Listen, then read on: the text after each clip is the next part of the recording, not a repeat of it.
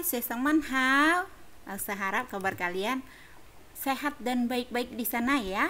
Pastinya kalian tetap jaga kesehatan ya. Oke, kembali kita bertemu melalui video pembelajaran kita ya di hari Jumat tanggal 3 November tahun 2020. Nah, sebelum kita belajar mari kita berdoa dulu ya. Oke, siapa ya Chun Pe tahu kalau mah? Chun Pe takawan Pe ya. Ya San Kaisa. Oke, doanya selesai. Oke ya, kita akan mulai pembelajaran kita sekarang ya. Oke, kita ada di tema 5 berjudul wirausaha. Nah, kita sudah belajar di subtema 2 yang berjudul usaha di sekitarku. Nah, dalam video ini kita akan belajar tentang pembelajaran 5 sampai 6. Oke, kalian bisa sediakan buku penanya ya.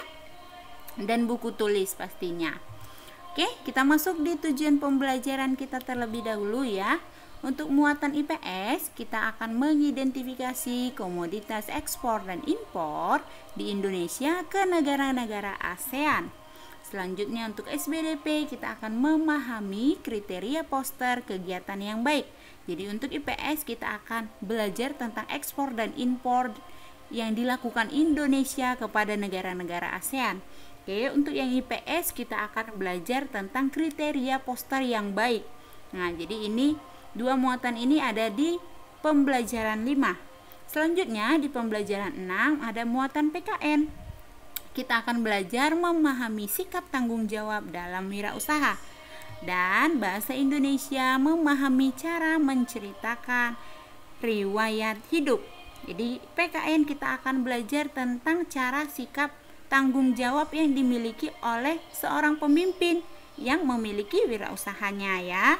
Nah, selanjutnya untuk yang bahasa Indonesia, nah kita kan sudah belajar tentang riwayat hidup, sudah tulis riwayat hidupnya kan.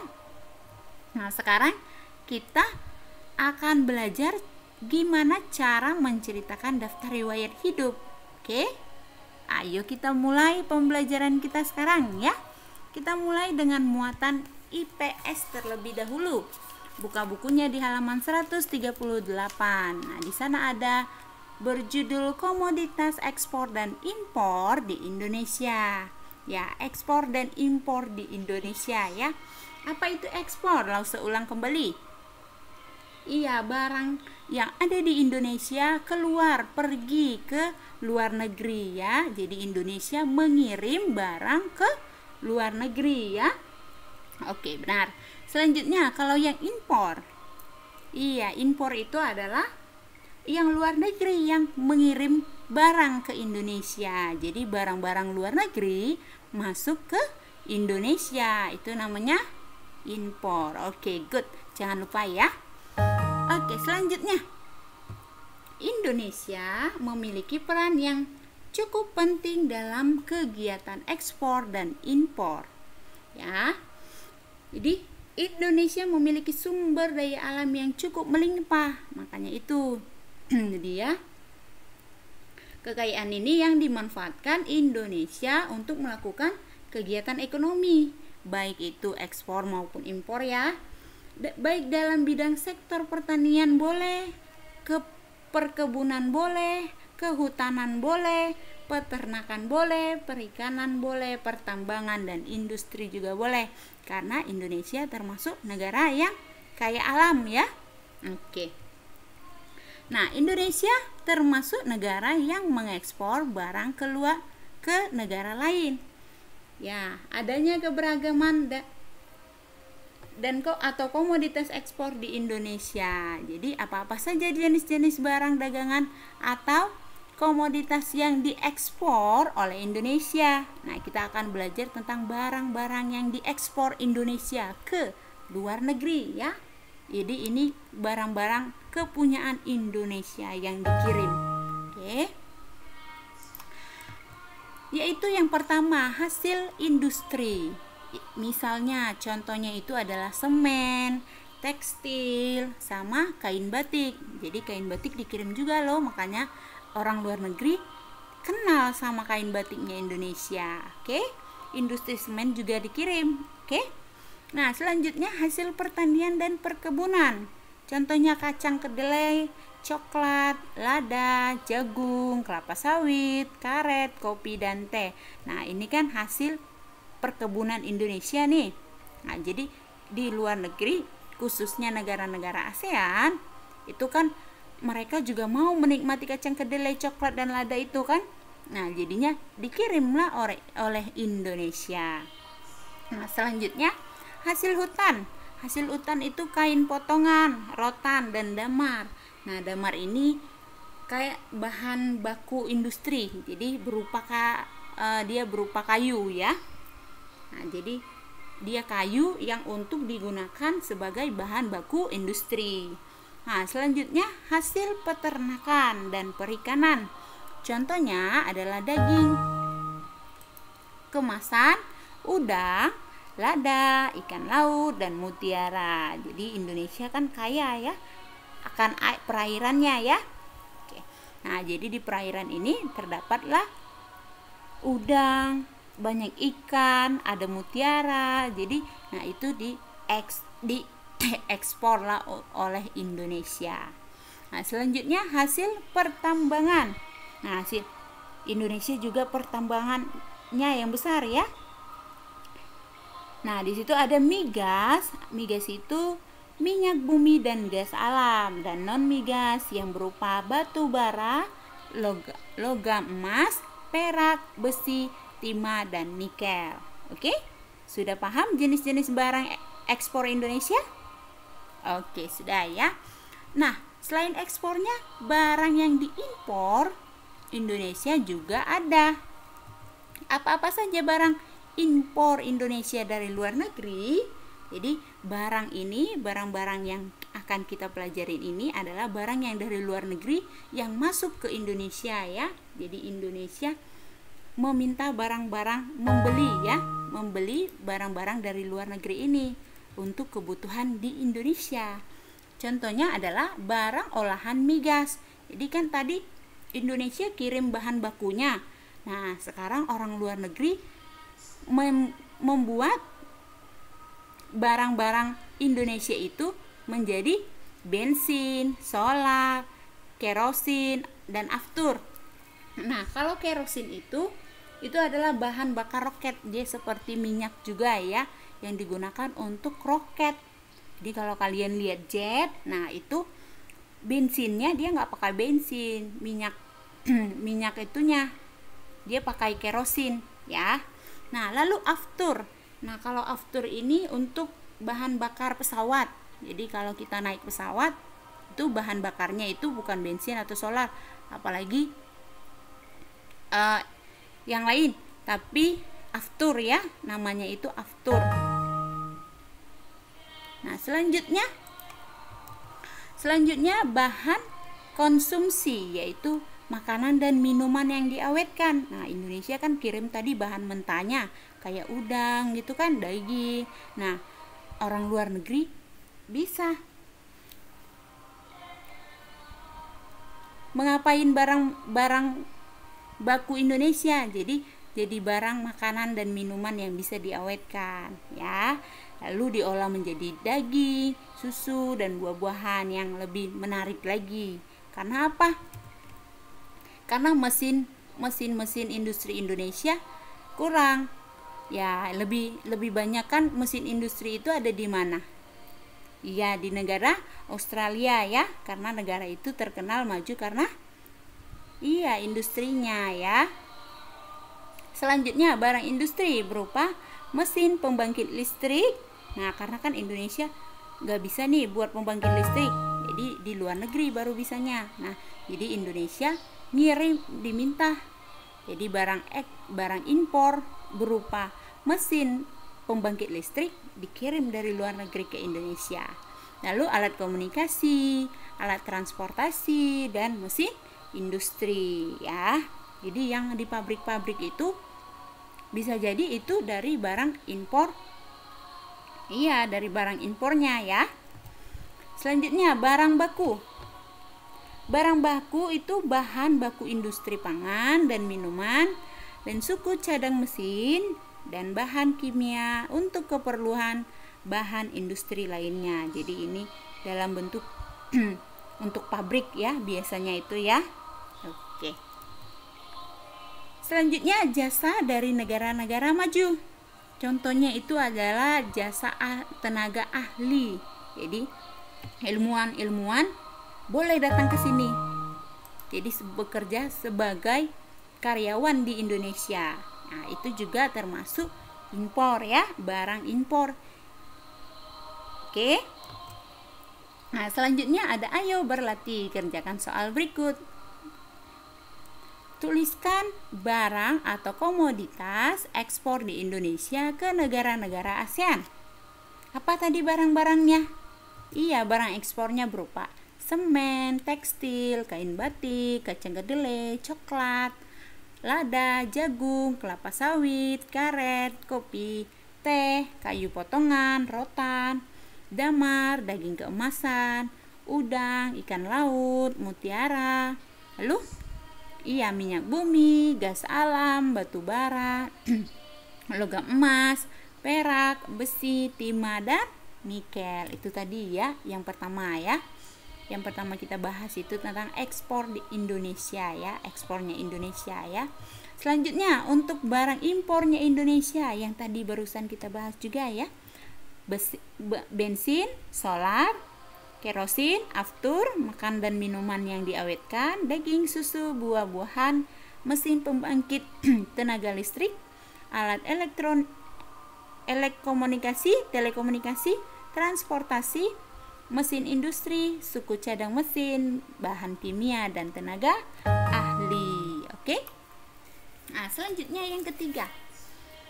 Apakah ada keuntungan dengan adanya barang-barang impor bagi masyarakat dan juga pengusaha lokal? Ada nggak keuntungannya? Ada gunanya nggak? Iya, pasti ada ya.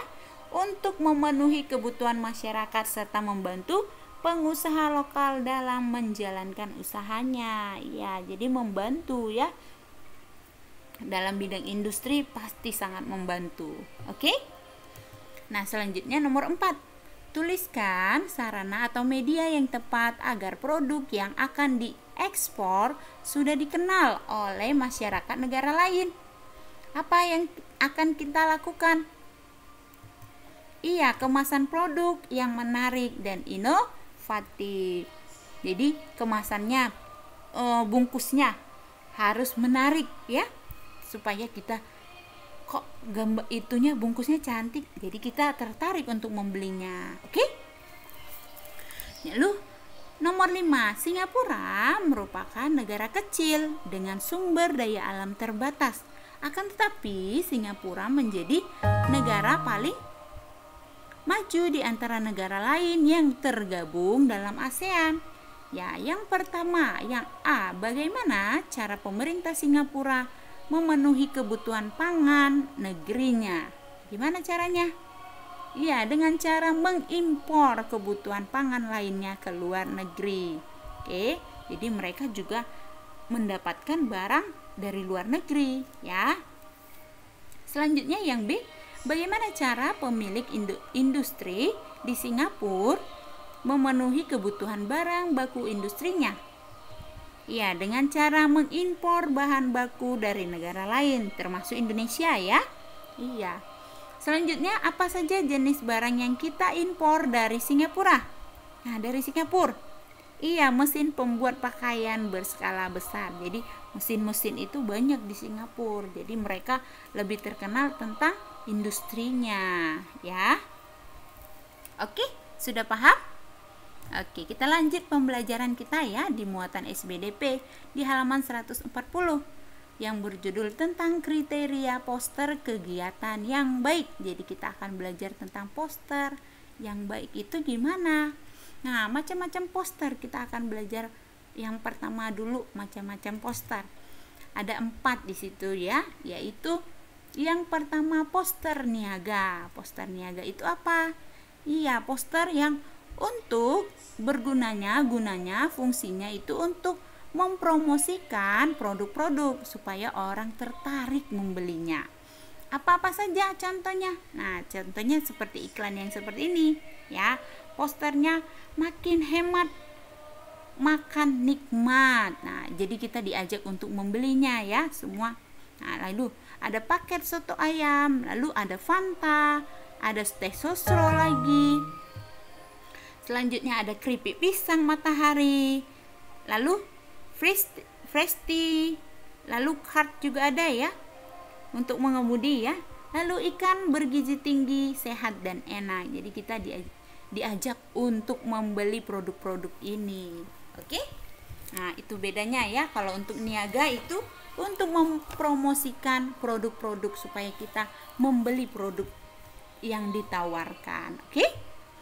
Nah, selanjutnya yang kedua, poster kegiatan. Nah, poster kegiatan ini berguna untuk memberitahu suatu kegiatan kepada para pembaca untuk mendatangi kegiatan tersebut. Jadi dibuat pemberitahuan supaya kita ikut melihat atau mendatangi kegiatan yang sedang terjadi. Oke, nah contohnya seperti ini, Museum Benteng. Museum Benteng ya, nah melakukan kegiatan. Lalu lomba peserta cilik tahun 2005, lalu pentas seni malam amal, lalu pengumuman penetapan paslon, lalu ayo ikut lomba 72 tahun, lalu donor darah, lalu buang sampah pada tempatnya. Itu mengajak kita untuk melakukan kegiatan itu ya. Paham ya perbedaannya ya? Oke. Nah, selanjutnya yang ketiga ada poster layanan masyarakat. Nah, ini sudah sering kita pelajari ya. Layanan masyarakat itu adalah fungsinya untuk menginformasikan kepada masyarakat untuk melakukan suatu hal yang bermanfaat. Jadi untuk mengajak kita melakukan sesuatu. Contohnya apa? Jangan buang sampah sembarangan katanya. Global warming. Di situ jangan biarkan bumi nangis karena perbuatan kita ya. Lalu dia ajak baca novel coronavirus, gimana caranya untuk menghindari corona. Nah, lalu jangan lupa cuci tangan dengan sabun ya kan. Selanjutnya di situ juga ada orang bijak buang sampah sesuai tempatnya ya. Nah, lalu patuhi lalu lintas kata Pak Polisi. Lalu manis sih tapi sayang pembunuh. Nah, itu stop merokok, tidak boleh ya. Walaupun kalian masih kecil dan nanti sudah besar, langsung harap dihindari ya merokok, kasihan jantung kalian nanti ya. Iya. Kan asap rokok dapat menyebabkan rusaknya jantung. Nanti jantungnya jadi hitam. Oke? Ya. Lalu hidup sehat tanpa rokok. Lalu membuang sampah pada tempatnya. Lalu stop TBC. Oke? Nah, itu jadi kita diajak untuk melakukan perbuatan yang baik. Oke? Paham ya? Nah, selanjutnya kita akan belajar kriteria posternya ya. Yang pertama, poster itu harus menggunakan bahasa yang mudah dipahami dan diingat oleh pembaca ya, supaya kita langsung ngerti apa yang kita baca ya. Selanjutnya nomor 2, tulisan harus jelas agar mudah terbaca oleh pembaca. Jadi tulisannya harus jelas, bahasanya harus mudah dipahami. Lalu peletakan judul posternya harus tepat, boleh di tengah, boleh di samping, asal kalau kita lihat langsung jelas itu judulnya. Oke? Nah, selanjutnya penulisan waktu dan tanggal kegiatan berlangsung harus jelas supaya orang tahu kapan mau diikutin ya. Kalau misalnya layanan masyarakat gitu kan. Selanjutnya untuk yang kelima, pemilihan warna tulisan dengan warna dasar poster harus tepat. Jangan sampai nanti warnanya tabrakan, jadi tulisannya nggak bisa dilihat, susah orang bacanya. Oke? Jadi warnanya itu juga harus yang pemilihan tepat. Selanjutnya gunakan warna tulisan yang mencolok agar lebih terlihat. Ya, boleh hitam, boleh warna-warni, tergantung background di belakangnya ya.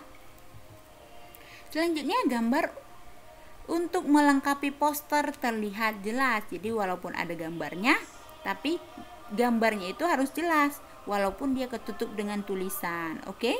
Boleh saja posternya ada gambarnya tertutup oleh tulisan, boleh. Yang penting tulisannya masih bisa dibaca dan gambarnya juga jelas terlihat. Oke? Nah, yang terakhir yaitu ukuran poster disesuaikan dengan tempat pemasangan poster yang ada di tempat. Oke? Sudah paham? Ada 8 ya. Oke.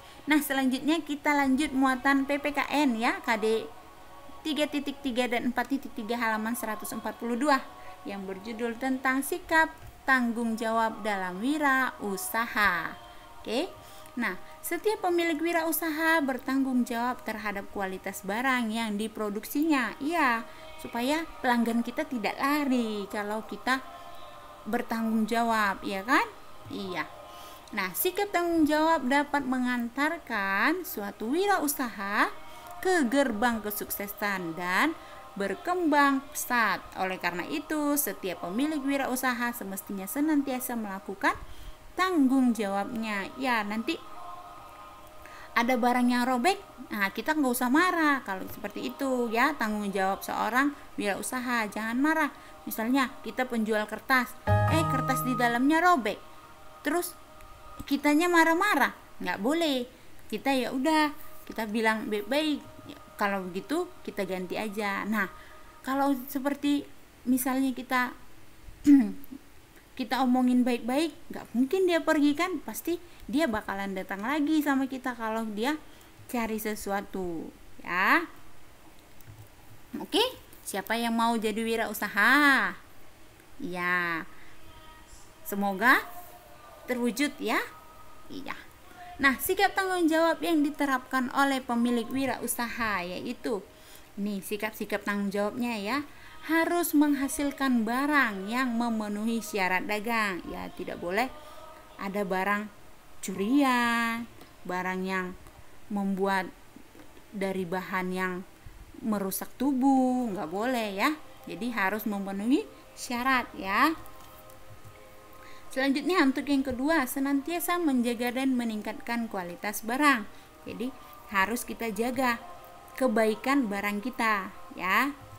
Selanjutnya menciptakan kemasan barang yang unik sehingga senantiasa diingat oleh konsumen. Jadi bungkusnya selain isinya yang kita jual itu, bungkusnya juga dilihat orang. Nah, kalau bungkusnya bagus, orang jadi lebih berminat lihatnya. Jadi bisa-bisa nanti barang yang kita jual laku banyak. Oke. Yang keempat, melakukan inovasi terhadap kemasan dan isi agar tidak tertinggal zaman. Nah, jadi mengikuti zaman ya. Nah, seperti boba itu. Nah, boba itu kan sebenarnya dari kopi, cuman ditambahin boba-bobanya. Minumannya itu kan minuman teh biasa kan. Nah, cuman ditambahin butir-butirnya. Jadi orang lebih tertarik. Nah, seperti itulah inovasi yang terjadi untuk minuman si boba ini ya. Jadi lalu nomor 5, menjaga kelestarian sumber daya alam agar dapat senantiasa menggunakan sebagai bahan baku. Nah, jadi untuk menjaga alam juga ya, jangan barang yang kita jual itu jadi merusak alam. Oke. Selanjutnya, mengurangi pengangguran dengan memberdayakan warga sekitar untuk bekerja dalam usaha. Nah, kalau usaha kita sudah lebih besar, sudah butuh karyawan, nah kita bisa ajak teman-teman sekitar atau warga-warga sekitar, kan, ibu-ibu yang di sekitar kita untuk kerja sama kita ya. Gitu maksudnya. Untuk yang ketujuh, menjaga kelestarian lingkungan sekitar dengan tidak membuang limbah sembarangan. Jadi tidak buang sampah sembarangan, tetap harus pada tempatnya. Oke? Nah, jadi sikap tanggung jawab yang ketujuh ini harus dimiliki oleh wirausaha. Jadi kalau kita mau buka usaha, kita harus perhatikan lagi yang ketujuh ini. Mimpai ya. Selanjutnya, ayo berlatih, kerjakan soal berikut. Nah, perhatikan kedua gambar berikut dengan cermat. Setelah itu, kerjakan soal-soalnya. Nah, yang A, kemasan tampak tidak rapi. Yang B, yang A itu kemasan tampak rapi. Yang B, kemasan tampak tidak rapi. Nah, lalu pertanyaan yang A, apa bentuk tanggung jawab yang sebaiknya dilakukan oleh pemilik dalam menjaga kualitas barang tersebut? Jelaskan. Nah, gimana caranya? Iya, senantiasa harus selalu menjaga dan meningkatkan kualitas barang. Oke. Nah, untuk yang B, di mana di antara barang tersebut pemilik barang manakah yang paling bertanggung jawab terhadap kualitas barangnya? Yang mana yang paling bertanggung jawab? Iya, yang A ya, pasti ya. Gambar A, karena pemilik menjaga dan senantiasa meningkatkan kualitas barang dengan kemasan yang tampak rapi. Kan dia kasihnya yang rapi ya. Untuk yang C, pilihlah salah satu barang di atas. Apa bentuk tanggung jawabmu agar barangmu semakin laku di masyarakat? Gimana cara kita? Iya, yang tadi ya, yang punya 7 kewajiban wirausaha ya, tapi lah usah ambil di sini beberapa saja. Menciptakan barang kemasan yang unik sehingga senantiasa diingat oleh konsumen dan melakukan inovasi kemasan dan isi dengan perkembangan zaman. Oke? Paham ya? Oke, selanjutnya nomor 2. Ayah Fitri membuka sebuah kedai kopi. Dalam berjualan, Ayah Fitri menyiapkan kopi dalam bentuk sajian dan juga kemasan siap minum, seperti gambar di samping ya. Ayah Fitri mengemas kopinya seperti gambar di samping. Yang A, bagaimana bentuk tanggung jawab Ayah terhadap kelestarian lingkungan dengan penggunaan kemasan tersebut? Iya, menjaga kelestarian sumber daya alam agar dapat menggunakannya sebagai bahan baku. Oke, selanjutnya, apa bentuk usaha yang dilakukan Ayah Fitri agar kedai kopinya berkembang pesat? Iya, tadi juga ya, yang 7 tadi ya, boleh melakukan yang 7 tadi, menjaga kualitas barang, meningkatkan kualitas barang, menciptakan kemasan yang unik, melakukan inovasi terhadap kemasan dan isi, dan menjaga kelestarian lingkungan sekitar. Oke? Nah, oke, pembelajaran PKN sampai di situ ya. Kita lanjut ke bahasa Indonesia di halaman 143. Nah, di sini ada menceritakan riwayat hidup. Nah, riwayat hidup itu adalah tulisan yang berisi informasi detail tentang diri kita sendiri ya. Jadi tentang diri kita loh. Apa-apa saja, tujuannya untuk apa? Untuk membantu orang supaya lebih mudah mengenal diri kita, si pembuat daftar riwayat. Oke? Nah, informasi apa yang ditulis dalam riwayat hidup? Nah, yang pertama data diri, lalu riwayat pendidikan, yang ketiga riwayat pekerjaan, lalu pengalaman berorganisasi atau kepanitiaan, yang kelima keterampilan atau kemahiran, dan yang terakhir prestasi yang pernah kita raih. Nah, di sini ada daftar riwayat hidup si Komang Wulansari. Nah, namanya itu nama lengkapnya Komang Wulansari, umurnya 12 tahun, tempat dan tanggal lahirnya Denpasar, tanggal 13 Juli 2006. Dia bangsa warga negara Indonesia. Alamatnya di Jalan Anyer Lir, nomor 12A, Cilaras, Jakarta. Jadi si Komang itu, si Wulandari, tinggal di Anyer ya. Menerangkan dengan sesungguhnya pendidikannya 1. TK Matahari dari tahun 2001 sampai 2012, lalu SD Erlangga dari tahun 2003 sampai sekarang, berarti dia kelas 6 ya. Selanjutnya prestasi, dia pernah juara 1 lomba cerdas cermat matematika tahun 2008, lalu juara 1 debat sains tahun 2008, lalu juara 1 juga di lomba menyanyi tingkat kecamatan tahun 2017. Nah, kegiatan yang dia lakukan adalah anggota koperasi sekolah, lalu anggota UKS, kursus bahasa asing yaitu bahasa Inggris dan Jepang, lalu kursus musik. Nah, dibuat pada tanggal di tempatnya Jakarta pada tanggal 15 Juli tahun 2018 dia buatnya, ya. Bertanda tangan si Komang Wulansari. Oke? Jadi seperti ini data riwayat hidup yang sebenarnya kemarin itu yang kalian panjang-panjang itu ada yang sudah benar, ada yang belum. Jadi yang belum tidak apa-apa kan sudah senilai, tapi mudah-mudahan kalian lebih paham lagi tentang daftar riwayat hidup ini ya. Yang sudah paham, good, pintar ya. Tetap dilanjutkan pembelajarannya ya. Oke deh. Nah, pembelajaran kita kan sudah selesai. Berarti pembelajaran 6 kan? Nah, di sini ada penugasan. Nah, lalu berinya latihan soal tema 5, subtema 2 ya. Nah, boleh hari terakhir pengumpulan itu di hari Senin di tanggal 16 November tahun 2020 ya. Kalian bisa buka bukunya itu di latihan soal tema 5 subtema 2 halaman 145 sampai 148. Oke ya. Nah, pembelajaran kita selesai. Tetap jaga kesehatan dan tetap jaga kebersihan. Jangan lupa untuk selalu berdoa. Oke? Semoga kita tetap dalam keadaan baik dan sehat ya. Oke. Saya Sangman. Bye bye. Tetap semangat. Bye.